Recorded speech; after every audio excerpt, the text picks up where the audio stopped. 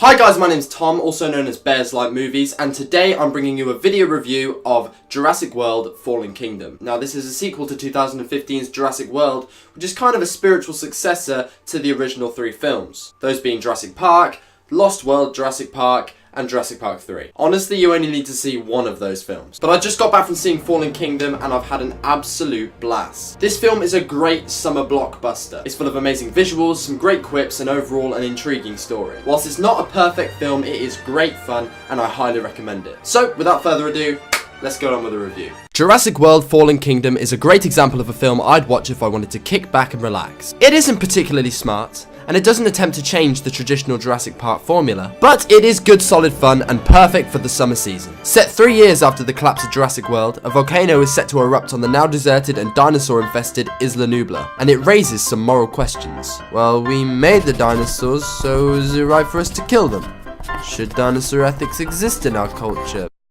Maybe. Whilst definitely a rather cheesy foundation to base the film upon, it does help to carry the film from one set piece to another. It is generally engaging and ultimately a fun ride, especially for fans of the previous films. Despite this, however, it is still very predictable. A lot of the main plot points can be seen from a mile off, running away from a dinosaur. Hey, we made it! Oh no, another dinosaur! Oh no, we're trapped, how could this get any worse? I know, a dinosaur maybe? However, I am being far too analytical about a dinosaur film. This film is an incredibly enjoyable experience, and I like that it's simple. The film succeeds most when it sacrifices any depth and just embraces what it is. The film can be brilliant at times, especially during its massive action set pieces. An incredible opening sequence sets up the bombastic tone of this movie, and is expanded on in its later sequences, which continuously grow in glorious absurdity. The second half of the movie, however, was where the film really started to integrate new ideas, and almost changed the genre from a fast-paced action blockbuster to a slow, suspenseful horror film. And it's a change I think was greatly beneficial. It reminded me of the incredible kitchen sequence from the original Jurassic Park, with the majority of the sequence taking place in a large country manor, isolated from the outside world.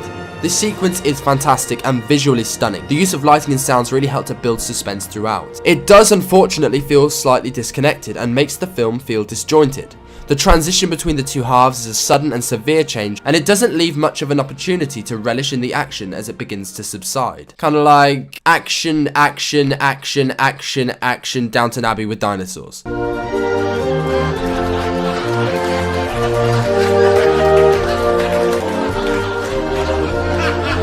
The performances here were overall pretty good, with Chris Pratt returning as macho adventure man and wildlife expert Owen, who hasn't really developed much as a character, but is still great fun to watch on screen. Bryce Dallas Howard's Claire, however, has developed from the cocky businesswoman she was in the original film, and into a more morally influenced and deeper character. She's great in this film, and at times stands out more than Owen, which is fantastic. Whilst Owen isn't a particularly bad character, he isn't particularly special.